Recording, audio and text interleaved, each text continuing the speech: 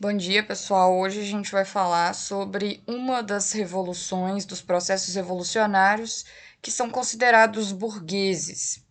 Ao final desta unidade, eu vou refletir, vou fazer uma reflexão com vocês sobre o significado dessa expressão revoluções burguesas, depois que nós entendermos também o processo revolucionário francês. Então, a gente começa com as revoluções inglesas, passa pela Revolução Francesa e depois a gente faz uma síntese, certo? Então, vamos a ela.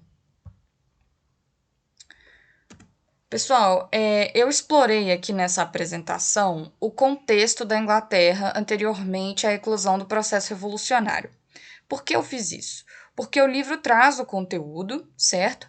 Mas eu queria que vocês entendessem o conjunto de fatores que levou a esse processo revolucionário, que levou a essa transformação profunda na sociedade inglesa. O que a gente precisa ter em mente é que esses processos, eles não acontecem do dia para a noite. Então, a gente precisa considerar uma rede de aspectos, certo? Não lineares, não é como se a gente pudesse limitar isso a uma linha do tempo. Por isso eu evito fazer isso, porque a gente precisa imaginar mais uma rede de aspectos e fatores que se interconectam e daí a gente consegue fazer um sentido, dar um sentido a tudo isso. Então, o que a gente precisa entender é que a formação das condições necessárias para que essa revolução acontecesse na Inglaterra naquele momento já vinha sendo formada há mais tempo. E por isso eu vou explorar bastante o contexto da Inglaterra nesta aula, ok? Então a gente começa lembrando que desde o século XII, XIII, o parlamento exercia sim algumas funções políticas no reino inglês, ao contrário de muitas outras monarquias europeias, algumas sem nenhum tipo de órgão representativo. O parlamento inglês ele tinha um peso considerável no campo decisório, certo? E com isso ele exercia funções como o controle sobre a tributação e a aprovação de leis propostas pelo rei. Ok? Então, algumas atitudes tomadas em direção à população, algumas decisões passavam sim pelo parlamento. Esse nível de decisão é que variou com o tempo e variou também conforme o monarca que ocupou o trono. Nós sabemos que o absolutismo inglês ficou muito caracterizado, foi muito associado pela atuação dos reis e rainhas Tudor. Ok? Então a gente tem esse período que é associado a um governo absoluto, a um governo com grande concentração de poderes, mas o parlamento já existia durante a dinastia Tudor e tinha sim um papel, apesar da precedência, da dominância do monarca, certo? Então a gente não pode esquecer desse detalhe. O parlamento, ele é denominado de parlamento bicameral, porque existem duas câmaras, a Câmara dos Lordes, que no caso são os nobres, e a Câmara dos Comuns, que são as pessoas não nobres, pessoas que não têm o privilégio de nascimento, ok? É interessante observar que o parlamento inglês ele era um pouco mais igualmente distribuído, porque os representantes correspondiam às regiões geográficas. Então, nós temos aí representantes de diversos pontos do reino inglês.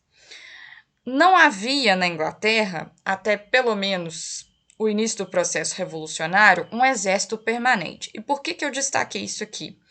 Porque a inexistência de um exército permanente fazia com que, sempre que necessário, sempre que a Inglaterra se envolvesse num conflito, fosse necessária também a contratação de mercenários, de tropas pagas, ok? Essa contratação, pessoal, gerava um gasto muito grande para o governo inglês e algo, com certeza, que deveria passar pelo parlamento para que fosse aprovado e para que fosse feito um orçamento em relação ao pagamento dessas tropas. Ou seja, era uma demanda financeira bastante relevante, o que muitas vezes poderia gerar um certo conflito entre os interesses do rei, interesses estratégicos que poderiam envolver uma guerra, e o que o parlamento podia fazer dentro de um orçamento e o que ele queria aprovar ou não. Afinal de contas, ele era composto por diferentes representantes com diferentes interesses.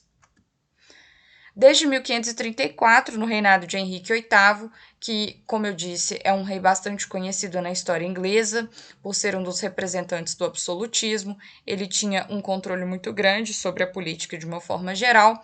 O Estado já controlava as instituições religiosas. Esse controle, pessoal, ele se consolidou a partir de um episódio que ficou conhecido como o Ato de Supremacia. O Ato de Supremacia, decretado pelo próprio Henrique VIII, rompeu a relação do reino inglês com a Igreja Católica Apostólica Romana, e daí o rompimento com o próprio papado, certo? E com isso nós temos a fundação de uma igreja inglesa cujo chefe era o próprio monarca.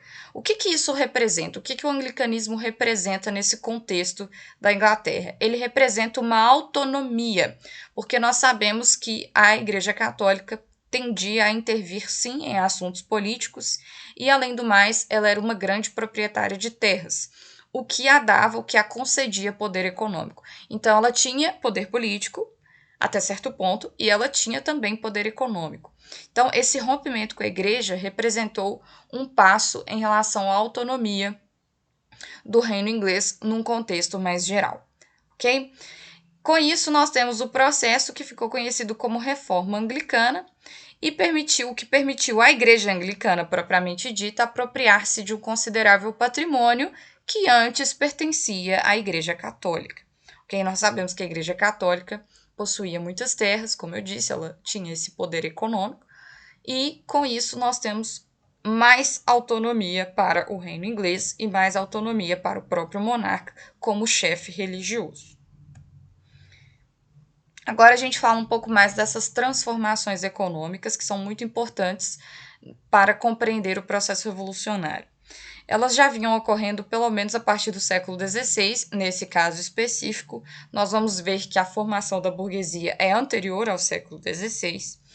No século XVI, pessoal, o que acontece é o seguinte: a terra ela passa a ser considerada uma mercadoria. Significa que ela pode ser vendida e comprada. Isso não é característico do feudalismo, ok? Por que eu falo do feudalismo aqui? Porque esse formato de exploração da terra, esse formato de organização econômica, ainda estava muito presente em várias regiões da Europa. E a Inglaterra ela foi pioneira no sentido de transformar a percepção que as pessoas tinham da terra. Okay? Com isso, nós temos, de fato, a desagregação dos antigos senhorios medievais e uma nova forma de se lidar com a terra. E aí nós temos, com isso, a compra e a venda das terras comunais. O próprio nome já diz, essas terras elas poderiam ser de um proprietário, de um senhor feudal, um aristocrata, nobre, ou não.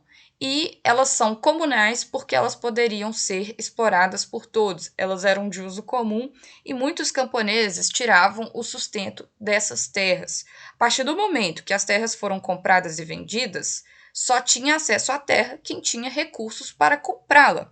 E daí nós temos um problema social muito grande para esses camponeses, certo? Com isso, nós temos uma piora da situação social, expulso das terras comunais, ok? Graças à expulsão dos camponeses pobres, com certeza, das terras comunais. Pessoal, esse processo está muito ligado à generalização, ao fato de que ficou muito comum a criação de ovelhas para a produção de tecidos de lã. E com isso nós temos também uma redução dos campos de cultivo, uma redução dos campos agrícolas. Por quê? Porque o investimento de recursos na criação de ovelhas, a compra de terras, a própria criação em si, era algo muito rentável nesse momento. E daí, com tudo isso, nós temos o processo que ficou conhecido como cercamentos. E os cercamentos, eles foram decretados pelo próprio parlamento. Então, a gente consegue perceber que no parlamento, o parlamento, em conjunto com o rei, ambos já estavam tomando decisões nesse sentido de transformação econômica, ok? Tanto que os cercamentos são chamados em inglês de Enclosure Acts, né? São atos políticos que se movem em direção a essa redução dos campos agrícolas e do cultivo, da generalização do da generalização da criação de ovelhas para a produção de tecidos de lã. Então, a gente consegue perceber que isso aqui é um ato político, ok? Então, o processo de cercamento também é muito importante nesse contexto e é algo que a gente também discutiu na parte de Revolução Industrial e como os recursos para que a Inglaterra fosse pioneira na industrialização foram gerados. Agora sim a gente pode falar da ascensão da burguesia, que foi uma camada social formada a partir da Baixa Idade Média e foi associada principalmente à prática do comércio, ok? Nós sabemos que burgueses não são nobres, eles não têm privilégios de nascimento e um detalhe muito importante sobre essa ausência de privilégios é o pagamento de impostos. Então, os burgueses muitas vezes consideraram injusta essa ausência de impostos aplicados aos nobres, ok? E isso também vai ser um ponto de conflito durante o processo revolucionário. Aqui, pessoal, a gente vai citar algumas outras camadas sociais que são muito características do contexto inglês.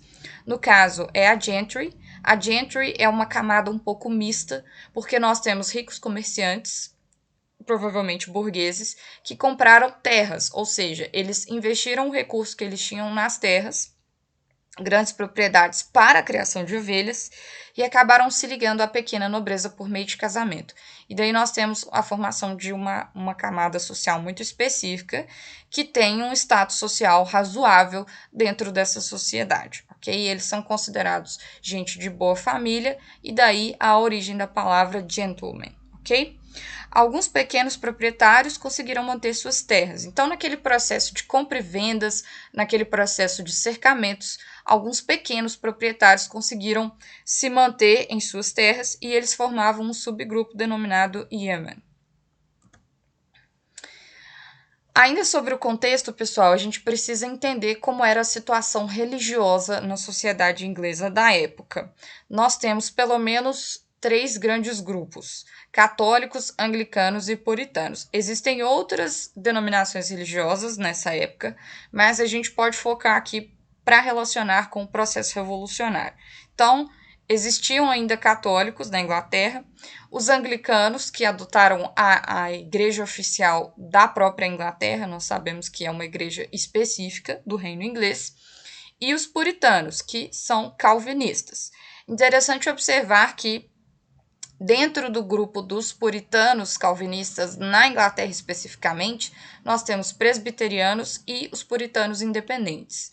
E os puritanos independentes, eles tinham uma percepção de que a religião deveria ser livremente interpretada, que o próprio fiel poderia fazer a pregação um para o outro, uns para os outros, e com isso, com essa diferenciação em termos de prática religiosa, nós temos um questionamento mais intenso da situação social, ok? Então, isso vai acabar aparecendo durante o processo revolucionário no que a gente vai chamar de puritanismo radical, certo?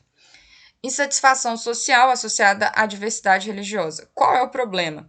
Depende muito de quem está na coroa, quem exerce o poder político, de quem é o monarca. Eu vou citar o exemplo aqui da Mary Tudor, que, por ser católica, se achou no direito de perseguir os protestantes, e isso gerou um conflito social muito grande. Então, o comportamento dos reis é muito importante para a prática religiosa dos ingleses nesse momento. Alguns vão perseguir, outros vão tolerar, outros vão tolerar favorecendo o catolicismo ou o anglicanismo, e depende muito de cada um dos reinados, certo? O que acontece é o seguinte, além desse problema religioso e de uma possível perseguição por parte dos reis, nós temos o fato de que tanto a gentry e com certeza os yeoman, quanto a burguesia não conseguiam participar ativamente das decisões políticas, mesmo que eles estivessem presentes no parlamento. E isso era um grande problema. Mesmo representados no parlamento, os reis, principalmente da dinastia Stuart, tenderam a desconsiderar as intenções, os interesses dessas camadas sociais, o que também é parte do problema. Como eu disse, aqui nós temos o exemplo. Em 1553, a católica Mary Tudor sobe ao poder e ela vai empreender uma perseguição a anglicanos e calvinistas. Pessoal, nesse processo mais ou menos do início das reformas protestantes, nós temos vários conflitos relacionados à religião. E esses conflitos ficarão até mesmo conhecidos como guerras de religião ou guerras religiosas, principalmente, como eu disse, reforçando por conta do comportamento de alguns monarcas que não vão aceitar as práticas religiosas protestantes. Aqui nós já temos aquela situação que caracteriza o processo revolucionário e eu coloquei aqui para vocês coroa versus parlamento, porque nós temos aqui um cabo de guerra entre o rei como figura política e o parlamento também, que tinha essa capacidade de tomar decisões. Como eu disse, o início do processo revolucionário está associado aos reis Stuart. Eles tenderam a praticar uma política centralizadora, concentrando poderes em suas mãos e relegando o parlamento a um segundo plano. E, por cima disso tudo, nós temos o favorecimento do catolicismo num contexto de muitos ingleses praticantes do protestantismo. Está aí também a receita para o conflito. E aí, pessoal, eu destaquei aqui para vocês que o processo revolucionário inglês, ele se inicia muito como um processo de contestação político-religiosa, porque nós temos problemas políticos entre rei e parlamento, nós temos camadas sociais que não se sentem bem representadas ou que, se são representadas, não conseguem participar ativamente das religiões, e nós temos ainda a questão religiosa. Então, é muito importante ter isso em mente. Contestações e rebeliões dos governos de Jaime I e Carlos I, que são os reis Stuart aqui no caso. Eles tentaram reverter o espaço que já havia sido conquistado na política pelo parlamento, tentando se sobrepor a esse órgão, ok? 1628 é uma referência temporal importante por conta da petição de direitos que foi feita pelo parlamento ao rei. E essa petição ela tinha alguns pontos. Por exemplo, o rei não poderia criar impostos, convocar o exército ou mandar prender pessoas sem a prévia autorização parlamentar. No caso, o rei Carlos I encarou isso como uma afronta à sua autoridade, inclusive alegando a teoria do direito divino dos reis, o que fazia com que ele acreditasse que questionar o seu poder era questionar a própria divindade ou a própria religião. Lembrando que os reis, eles poderiam ter uma tendência mais católica ou protestante, mas a igreja oficial inglesa era anglicana. Em 1629, o rei Carlos I fecha o parlamento e o manteve fechado até 1640. Então, o fechamento do parlamento é uma atitude muito relevante, é uma atitude muito intensa, porque aqui o rei deixa claro que ele não quer saber do parlamento, que ele desconsidera a importância desse órgão representativo, que ele não tem interesse em levar em consideração as decisões ou as propostas dos representantes, certo? Os conflitos políticos entre coroa e parlamento resultaram em uma guerra civil e aí sim nós temos o início do processo revolucionário propriamente dito, ok?